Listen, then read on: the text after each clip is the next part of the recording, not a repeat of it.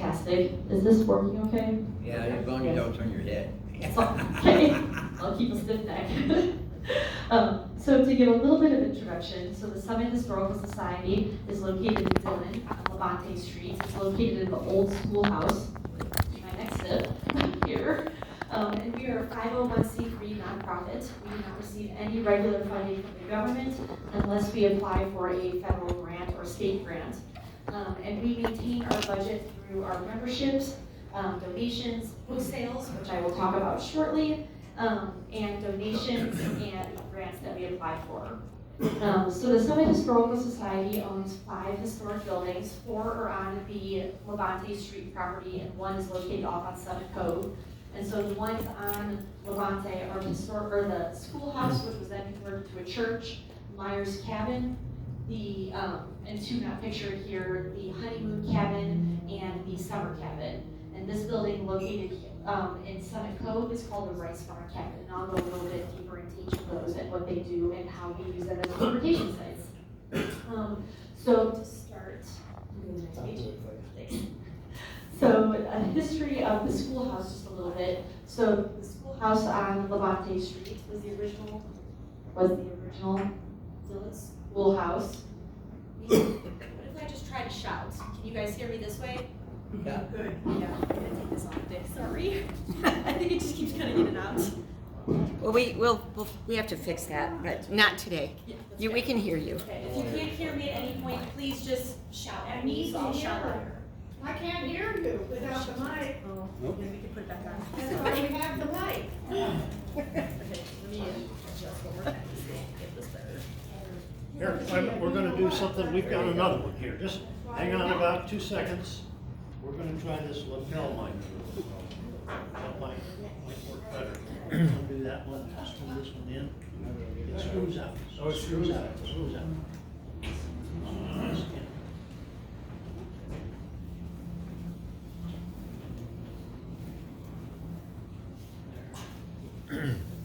Here, go. Get this screwed out, and then you can just attach this clip on close. While they're getting organized, Do you want that on the outside there? did I tell you about the snail and the turtle? And the turtle getting mugged on West Colfax? You remember that story? No. Or no, it's empty. Well, they're gonna. Anyway, the turtle gets mugged by a snail on West Colfax. And so the turtle calls the police come, and the police says, well, tell us what went on. And the turtle says, I don't know, it happened so quickly. Hey,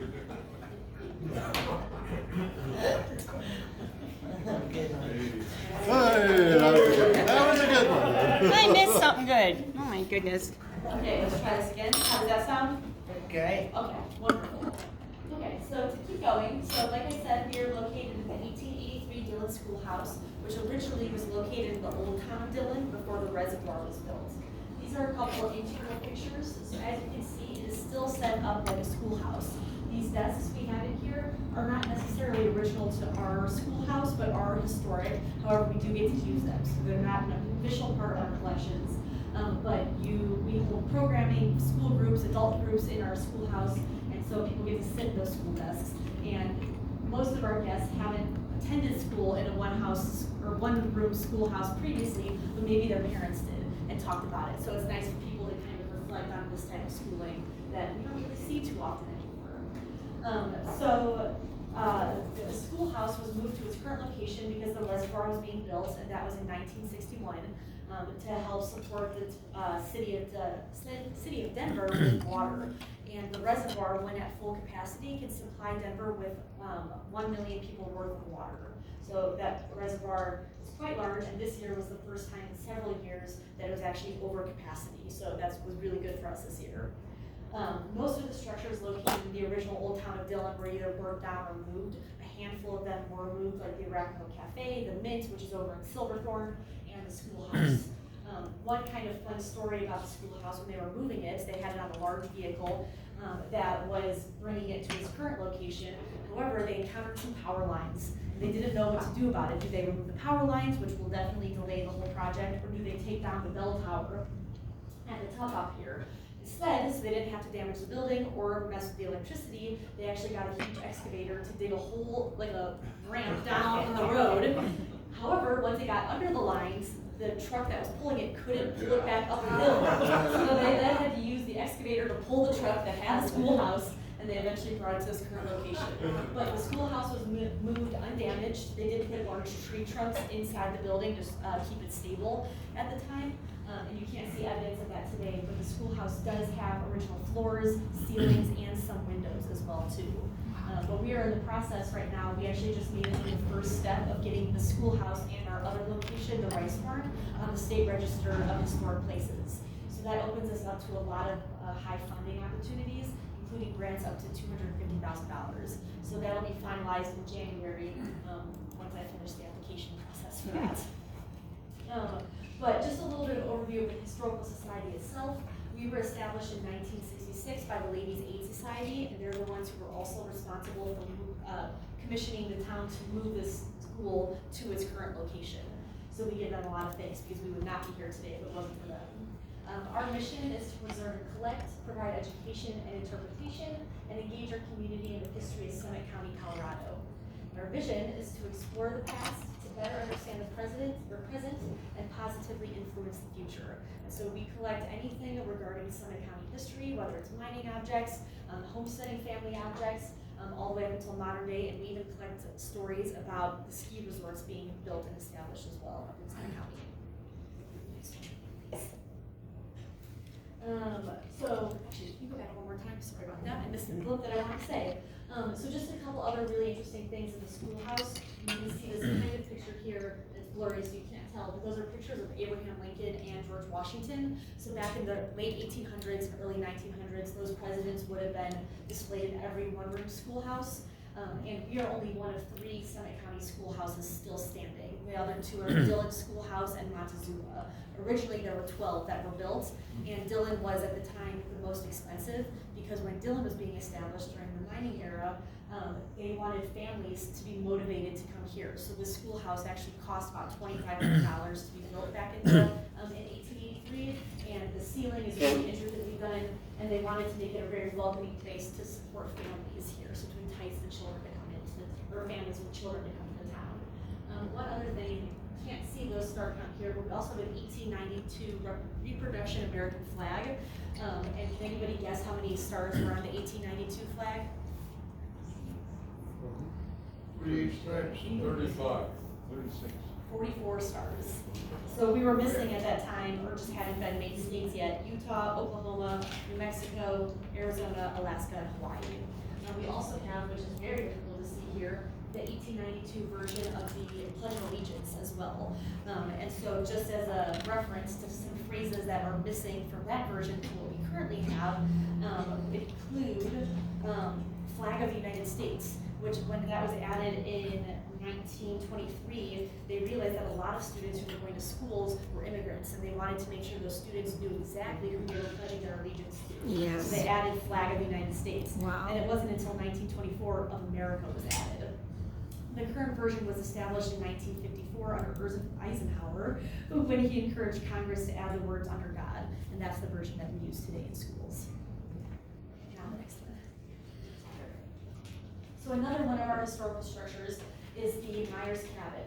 And so this cabin has a very interesting story. This is its new location. It was not moved because of the dam being built. However, it was moved from the Summit Cove area. And the original gentleman who built the building, his name was actually Charles Delker. And he was a miner, metalsmith, millwright, and inventor. He established his coming to Colorado in Leadville originally, but then moved to Summit County in the early 1900s. He eventually sold the house to the Myers family. So that was Dip and Lula Myers, and they lived in this cabin as homesteaders in Summit County until Dip died in 1954. And if anybody skis at Keystone, or did ski at Keystone, the school marm run was named after Lula Myers. So she was a very well-known school marm in the Summit County. She wasn't a school marm for very often because the rule back then is you couldn't be married at the time and be a school marm. And so most women were only a school marm for maybe a year or two because they would eventually get married. And then she ended up meeting Dip, and there was a bit of conflict because he worked for the education board, and so while she was on vacation, the school board actually fired her. And so, but Dib was well established in the town and well liked, so that was kind of brushed under the table or under the rug, and they lived happily in this house until Dib passed away. And then she ended up moving to Aurora afterwards before she passed away. So some of these structures in here, or some of these objects in here, this is from the doorway, and then this is facing out the doorway. But it is set up like they would have had it set up when they lived there. I actually just met a woman who came by, and she remembers visiting Lula and Dim when she was a child, because her mom was friends with them. And she said how we have it set up, even though all of our objects aren't necessarily from the Myers family, it looks very similar to it. So that was a nice ringing endorsement, because we don't have too many internal pictures of their house at the time. Okay, next one. So the off-site location that I referenced was our Rice Farm. And so that's about 7 minutes southish on the other side of the lake from the Historical Society. That was built between 1917 and 1919 by Benjamin Franklin Rice and his 3 sons. And this building has a very unique design. If you can see, this is a modern picture, and this is from, we think, roughly the 1920s, but we can't confirm that date necessarily. But he was also in Leadville and originally from Kansas, and originally planned to be a school teacher, but then decided to pursue the mining industry, particularly for silver. He took over the general store in Montezuma and in Old Dillon, and he ran the Montezuma stage line, moving passengers and goods. Additionally, the family decided to move closer from the ranch to Montezuma so they could be closer to the business of it all. The unique design of this building is because it was designed for hay stacking. So you can see this beaver slide over here, and he put trapdoors on the apex of the gabled roof. And by putting extension poles on the beaver slide stackers and pushing it up into the open trapdoors, the hay would fall from the top and make it just like a haystack on the inside of the building. So it wasn't as common for the design of these buildings at the time, but he knew it would be a much more efficient way to process hay. And this barn was also an important rest stop along the Dillon-Kremling stage route. Drivers would ease their exhausted team horses through one set of doors, and then need repairs and feeding the horses would happen inside, and then they would all walk out the other end of the cabin. So the building is pretty symmetrical with those sliding doors.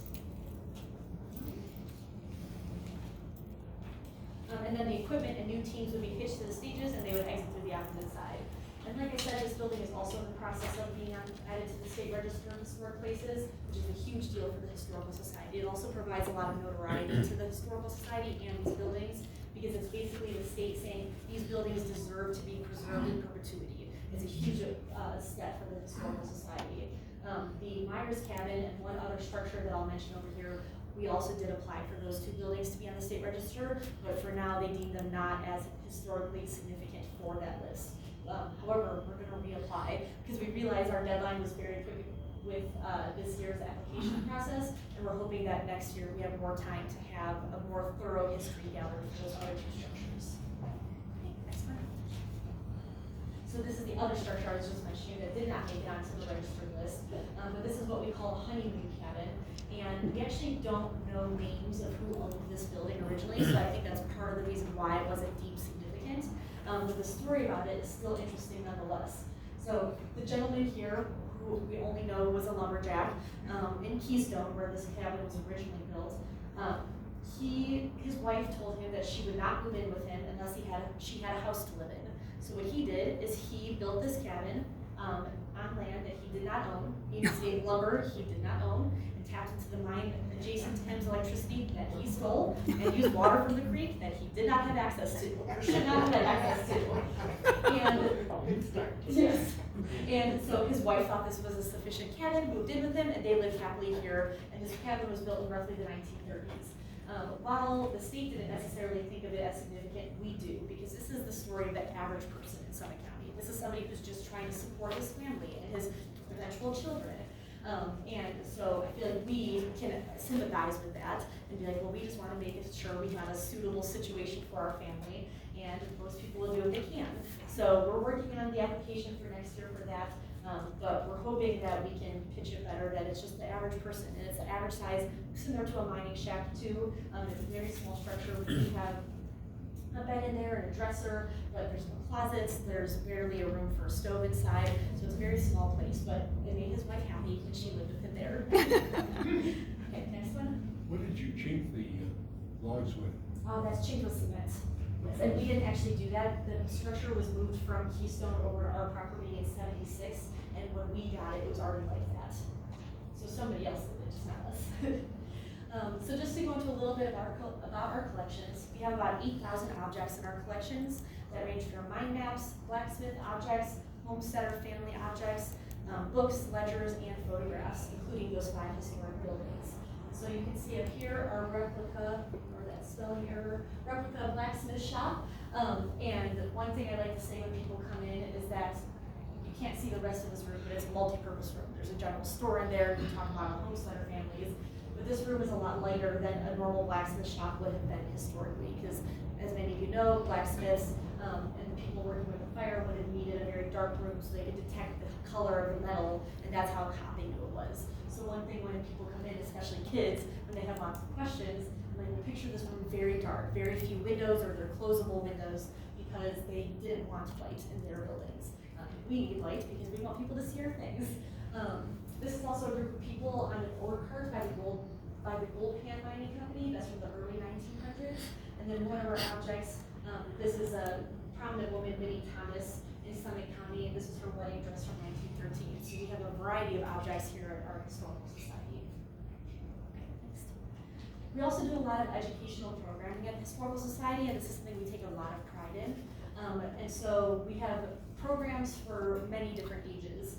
We host private school groups very regularly, both homeschooling and in-school groups. Also, Summit County, about 25% of the student population is actually homeschooled. So we get a lot of homeschool groups inside the schoolhouse. We also have a youth STEM program where we go into schools for that, and that's generously funded by the Summit Foundation, and it's part of History Colorado as well. So we're the facilitator for that type of program, where we talk about how the you people were our first homeowners in Summit County, and we intermesh that with STEM topics as well. We also do a homesteading program, which is very fascinating. Does anybody know homesteading rules by chance? A bit more than that. So it was established in the 1860s, and as part of it, oh yeah? I've forgotten the number. 120 acres, was it? 160. 160 acres. You had to build your house on it, and that's all I remember. That's more than most, so you're doing great. So yes, you were given 160 acres. You had to develop 40 acres of it with either agriculture or animals. You had to build a house, and you had to do this all within the first 5 years. If so, you got to keep the land, and you did have to pay for it, but I don't have those exact numbers for that, how much that would cost. We do have one woman in Summit County who paid with it by cash though, which is pretty impressive for back then. And so with this homesteading program, oh yeah. They used to move houses from one place to another. We had to establish it. Oh, I didn't know that. Yeah, they did this in eastern Colorado. Oh, that makes a lot of sense. They You don't have to build it weren't again. very big, but they did bring it. Well, that helps with your qualifications then. Well, thank you. So one nice thing about this homesteading program we do with the kids is that they get to establish their own homestead. So we get to give them Lincoln logs where they get to build their house. They have a certain amount of money where you can't buy everything you want to buy, but you could either buy farmland, you could buy farm animals and a fence, or you could buy gardening supplies and like a barn to keep all those vegetables once they're harvested. And so the kids have to make a decision about what they want to buy to meet those qualifications within the 5 years. And they get to put Lincoln logs and Play-Doh, and we actually had a homeschooling group come in of like 7th and 8th graders that really wanted to do this program. I was like, well, this program is actually developed for 4th graders because that's Colorado history and the Colorado curriculum. And the teacher with them was like, I think they're gonna like it, and they loved playing with Play-Doh. Even the teachers, the chaperones that were with us, they said that they would do this program. So it's nice to hear that everybody's kind of got a child spirit inside them. If you are interested in doing a private tour of the Historical Society, we would love to accommodate you guys. We are technically only open from Memorial Day to Labor Day with normal hours. However, during our off season, so basically the school year, we do take private requests all the time. So if anybody's interested, please don't hesitate in reaching out. We'd love to have you guys. And depending on snow, we can go into the grass structures too, but that's all weather dependent. Okay, next one. Here. So we also do a lot of summer programming. Summer is definitely our busiest time of the year. And so we have a lot of historic hikes and driving tours. And those topics include mining, ethnobotany, homesteading, and much more. We also hosted an evening at night at the museum in collaboration with the Frisco Historic Park and Museum. And we had one of our authors that we published for, Bill Fountain, who I have some of his books here today if anybody's interested. And he is in the process of writing a 7-volume series on Summit County history. And the first 3 volumes, which are not newly published this year, are all about Summit County ghost towns. And then books 5 and 6, we think we're gonna switch around and publish books 6 and 7 next, because they're all about the railroads and train stations of Summit County, and there's been a huge ask for that. So that event had probably 150 people at it, which was quite nice, a free event for the public too. We also host private member-only events, so like this is our rice or wine in the barn event at our historic rice farm that I had mentioned. And so for that, we had a sommelier come in, he did a private wine tasting with some of our members, and people really enjoyed that. We've been hosting this for a few years, but this is my first year getting to go. We also host weekly programming too, like Textile Thursdays, so we have a lot of textiles in our collection, and that that's one of our board members actually, and so she is a textile expert, and so she would bring out historic pieces from our collections, and the guests wouldn't get to touch them, but they would get to ask questions and interact with them. And so she's actually holding their an early 1930s baseball uniform from Summit County, which is pretty cool. We also have Music in the Mountains, which our theme this year is music, and so we have local artists come and perform on Wednesdays at the Historic Society, and then we're also at the Farmers Market most Fridays in Dillon. So if you're ever up there from 9 to 2 on Friday during the summer, we'd love to have you come stop by.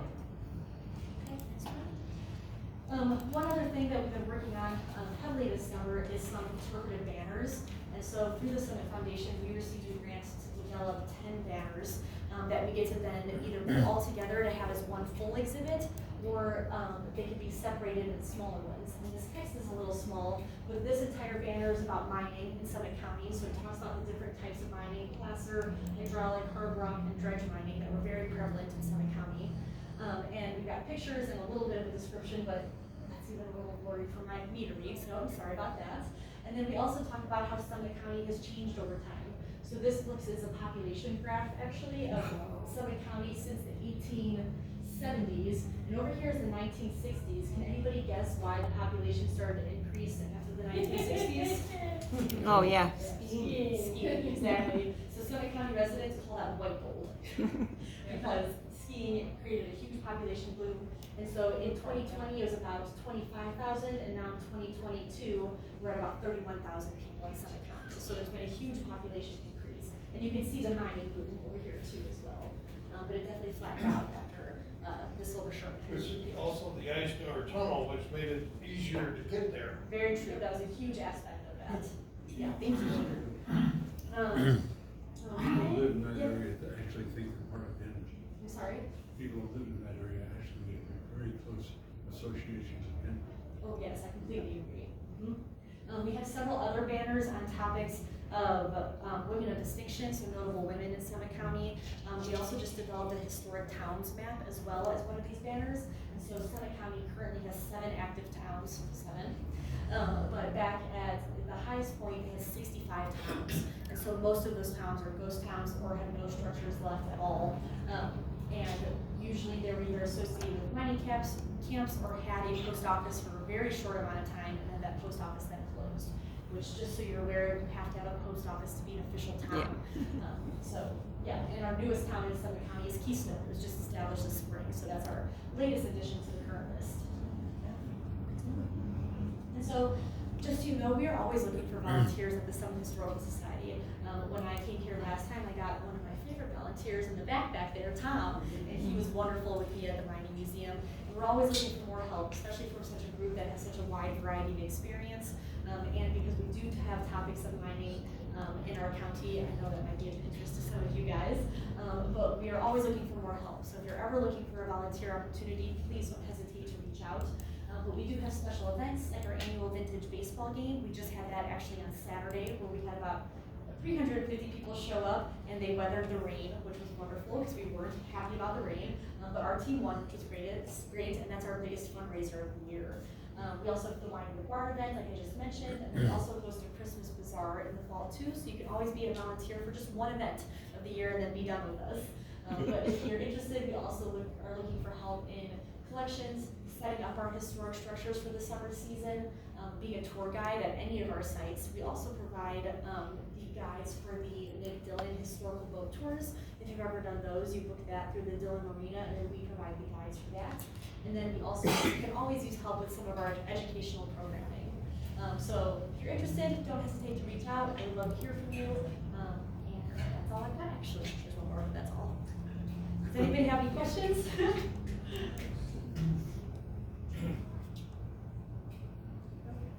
Gordon, it seems to me- It's actually becoming divided. I'm sorry? The boundary of Central Kennedy is continental divide. Correct, yes. Okay. Immediately on the other side, on the inner side of the continental divide, that used to be Kansas. So you used to be on the edge. Oh, that's right. It's true. It's a little different now. Yes, that's very true. Okay. Did you have a question, Dave? I was gonna, not really a question, but it seems to me that you need some mining artifact, like a dredge or something. Have you got any plans? We don't have the capacity to house a dredge at the current moment. Oh, no, on its original site maybe. That's possible. I don't think from what I've seen from museums, they don't necessarily own objects that aren't on their property type of thing. However, if it was up in Summit County or affiliated with Summit County, we would love for that to be an interpretation site that we could help facilitate it as such type of thing. Yeah, but I don't think I can fit a dredge on my backyard right now. How about a shovel? Steve Fisher, I saw earlier. Steve Fisher. It's funny, they had a sizable number of lakes that were developed as they built the Eisenhower Tunnel. Each one of them took over 1 million tons of sand and rock to line those tunnels in there. As you go from Summit County, and from Silverthorne, just to the towards Kremling, there's a number of lakes that were developed that are in that area now, and then down the Blue River towards the Henderson Mill site. So the other thing that made Summit County successful was the permanent occupation they had of working on the tunnels, and also on both of the Henderson Mill site and the Climax Mine. That's great. Thank you. I appreciate that. I didn't really think about the other lakes that were added. In fact, the library at Silverthorne was built by contributions from the Climax Millennium Company. I didn't actually know that. Thank you. I appreciate that. Do you have a mineral collection? We have a very small mineral collection. And so that's one thing that we're trying to work on. We're hiring staff at the moment also. So if you know of anybody who's interested in an operations position or a education position, please reach out to me as well. But that's one thing we're working on because we haven't had a collections person in at least a year. There needs to be a lot of work done with our collections. And so yes, we do have a small mineral collection, but it's not very substantial. And maybe you can get retired miners up there in the area to give you their collection. Quite often, when grandfather passes on, the family doesn't have any idea what to do with them. So why not give them to you all? I think that would be great. I had that question come to me when I was at the mining museum up in Leadville frequently, like a older family member passed away and the daughter didn't know what to do with it type of thing. One thing that we do ask for, because we also only have so much time, is that if somebody is interested in donating a collection like that to us, if we had a list of what those pieces were, because we don't necessarily have somebody in-house who can spend the time to value or itemize or even identify all those pieces. But that's something we'd definitely be interested in, because I would love to have more minerals on display, because Summit County has so much mining history. Yes. Have you guys thought about getting Tom's baby back?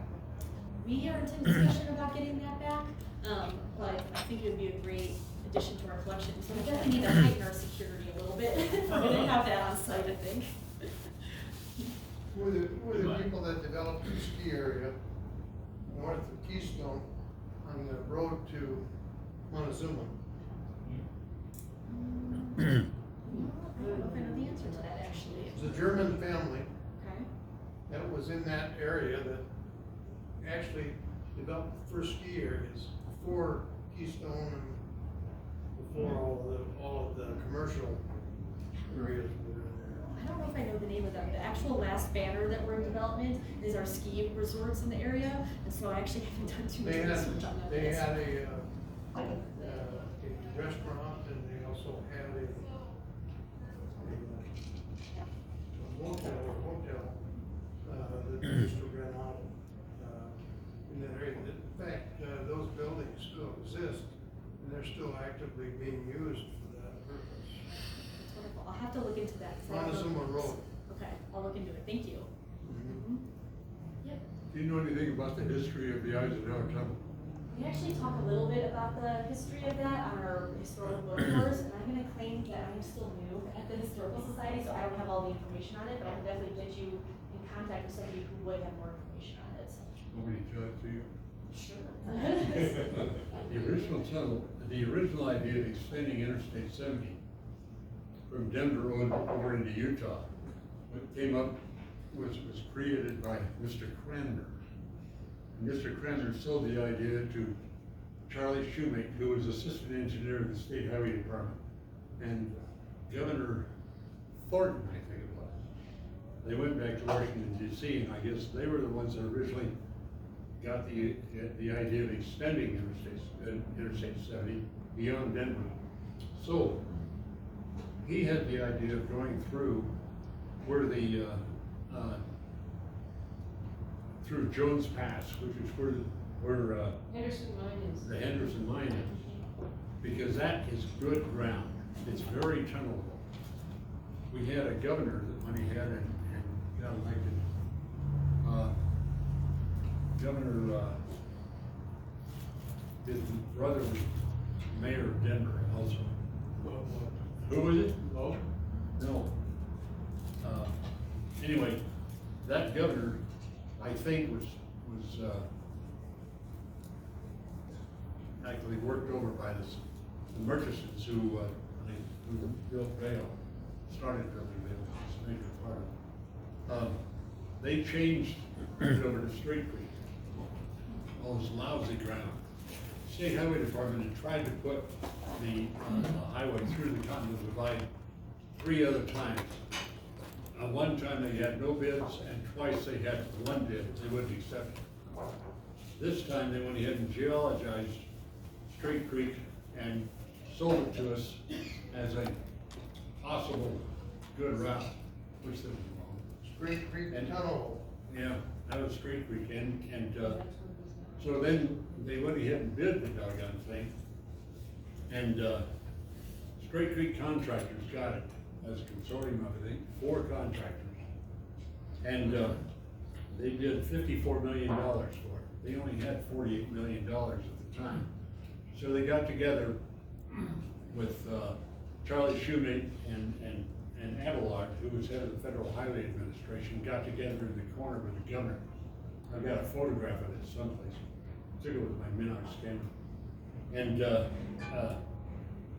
they decided to reduce the number of items on the back end of the job and award the contract that day. They wanted to go ahead and lock that contractor into the contract so he couldn't get out of it inside. About a year later, after they had started on the job and gotten into it, the contractor came to the State Highway Department and said, "We're out of here, we're gonna leave. And if we leave," as they said, they were losing $12 million at that time, which is one hell of a lot of money. This is the largest contract ever let in the state of Colorado. We had the largest contract ever let in the state of Colorado before that one.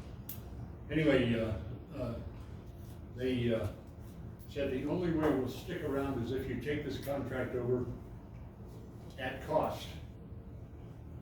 And the federal government and the state of Colorado agreed. And they took it over, and the original contract was $54 million. The thing ended up only at $108 million, essentially double the price. But it was the cheapest thing they could have done and the smartest thing they could have done. And the Johnson Tunnel, which was the second costs right around $108 million. I don't remember what the exact amount. But they did get it done. And, that was it. It's very good. Well, Jordan, you are amazing. So we so appreciate you coming back. It's impressive. So I got you on a video here, and I'm gonna turn it off.